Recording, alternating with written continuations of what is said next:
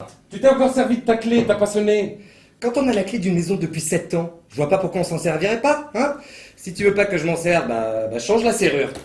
Bah quand tu viens ici, tu continues à agir comme si tu vivais toujours avec moi. Et il aime pas ça, c'est normal. On l'a aimé ensemble. On l'a acheté ensemble. On a habité ici ensemble pendant 4 ans. Tu me vois me mettre à sonner pour rentrer? Le passé, c'est passé, Luc. Oh là là, mais on est profond ce soir. Ce que je veux dire, c'est que pour Yves, tu es un visiteur. Je suis un visiteur pour toi aussi? Oui. Tu fais vraiment tout pour qu'il te déteste, hein. Il a pas le sens de l'humour, s'il avait, m'adorait.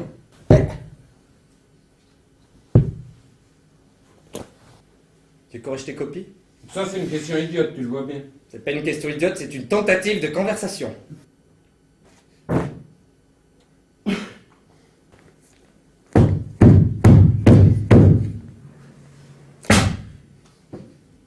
C'est vrai que ça sent toujours la même chose ici. Chaque fois que je reviens ici, enfin surtout dans le bureau, puisque la chambre à coucher m'est désormais interdite. J'ai toutes sortes d'images qui m'entrent par le nez. Je sais pas pourquoi le passé sent toujours si bon. Toi, tu reconnais mon odeur quand je viens là? T'as pas changé de parfum depuis qu'on se connaît, Luc. Bien sûr que je reconnais ton odeur. Et ça te met pas à l'envers? À quoi ça servirait d'en parler? Tu sens mon parfum là? Bien sûr. Ce qui m'étonne, c'est que mon parfum à moi te rappelle que des bons souvenirs, justement. T'en fais pas, j'ai pas dit qu'il me rappelait que des bons souvenirs. J'ai dit que le passé sentait bon, c'est pas pareil. Regarde le beau poignard, regarde la belle blessure, regarde le sang qui coule. Oh, regarde, cette fois il est bel et bien planté dans le dos jusqu'à la garde. Oh, regarde. Excuse-moi. On dit exactement les mêmes mots, Sur le même ton. au même moment. Salut, Luc. Salut. Comment ça va? Bien mal. Ton père? Ouais. Il veut te voir. C'est pour ça que je suis venu. Le médecin m'a dit qu'il avait arrêté de manger parce qu'il digérait presque plus rien. Puis quand je suis entré dans sa chambre, il s'est tout de suite commandé une soupe. Il disait qu'il avait faim. J'ai eu beau lui dire que ça servait à rien de se forcer, il s'est fâché en m'accusant de l'empêcher de se nourrir. Puis quand la soupe est arrivée, un chien. Il avait l'air d'un chien battu. Je pleure quand je suis devant lui, j'arrive pas à pleurer quand je suis tout seul. Pourtant dans ma chambre ce serait la place, je pourrais faire tout ce que je veux, personne ne saurait. Non, je me couche sur mon lit, les yeux grands ouverts et j'arrive juste à avoir peur de la mort. Ça m'énervait tellement quand quelqu'un venait se confier à toi comme je viens de le faire. Tu t'en privais pas, toi? Ah, j'avais le droit, moi. Ah, je t'appartenais. Alors recommence pas avec ça, d'accord? Mais j'aurais peut-être fini par te dompter, comme Natacha.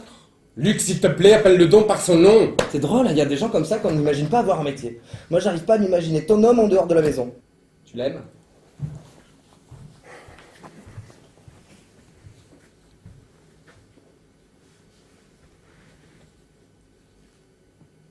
D'une certaine façon. Et lui? C'est le même. Je pense qu'il s'empêche de trop s'embarquer parce qu'il sait à quoi s'en tenir.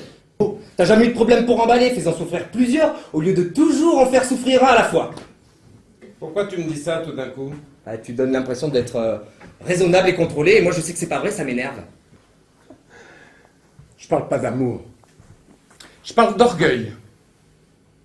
C'est pas vrai que je suis raisonnable, Luc. Je le suis devenu, par défensive. Je suis foncièrement monogame, que veux-tu? C'est pas de ma faute, je suis fait comme ça. J'aime vivre les choses avec une seule personne à la fois. T'en as déjà d'ailleurs largement profité. La seule fois où j'ai pas été raisonnable avec mes sentiments, justement, c'est avec toi. La seule fois où j'ai pas été raisonnable avec mes sentiments, justement, c'est avec toi. Et je me suis retrouvé après 7 ans sur le plancher de ce qui avait été notre chambre à coucher, à hurler de désespoir. Je suis devenu raisonnable. Ça doit être chiant parfois. Je baisais à gauche et à droite à la fin, c'est vrai, mais je te trompais pas. Oh, oh. Oh oh! J'avais essayé de t'expliquer ça, tu voulais pas comprendre. Eh ben, je comprends toujours pas. Je parlais pas comme ça avant parce que je me connaissais pas encore assez peut-être. Et que j'avais peur de m'avouer certains besoins que je pensais laids parce que tu les ressentais pas. En parlant d'influence, comment vont les écritures? Si j'ai un conseil à te donner, change donc d'influence. Ça va si mal que ça? Eh ben, j'ai passé mes vacances à guetter des cartes postales et des lettres qui se faisaient attendre, et ça me mettait dans un état épouvantable, à 38 ans. Ce n'est ni de l'amour, ni de la passion, ça, Jean-Marc. C'est que de la possession. Ah, pas de conversation avant, pas de conversation après. Hein. Que des borborigmes et des cris de gorée qu'on égorge pendant. J'arrive pas à trouver ça excitant. Même des fois, tu te souviens plus de la belle veine qu'il avait sur la queue que de sa tête. Je préfère me concentrer sur un corps que je connais par cœur, que je sais comment faire jouir. Mais pourquoi tous les types que tu rencontres veulent se foutre sous la douche 30 secondes après avoir éjaculé au moment où ça commence à sentir si bon? Dis-toi seulement que si tu te souviens plus de la veine que le type avait sur sa queue que de sa tête, c'est que sa queue était ce qu'il y avait de plus intéressant. Et je suis retourné avec grande excitation dans le noir, d'où tu m'avais tiré, pour me tyranniser avec ton amour exclusif et étouffant. Y a rien de plus chiant, Jean-Marc, que de te forcer à converser avant et après avoir baisé avec un type à qui t'as rien à dire et que t'es sûr de plus jamais revoir.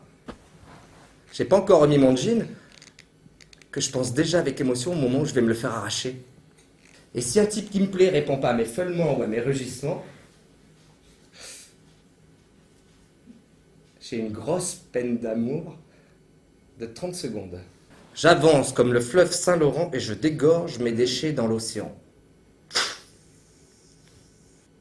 Un radeau de superbes corps qui m'ont servi une fois et que j'ai jeté avant même qu'ils sèchent. C'est pas des choses très délicates à dire à son ex. Tu t'es jamais gêné. Et moi? Quoi, toi? Bah, j'aurais aimé ça avoir un autre cognac. Bof. Ça me dit pas de me relever. J'ai décidé il y a longtemps que j'aurais jamais d'aventure avec un étudiant.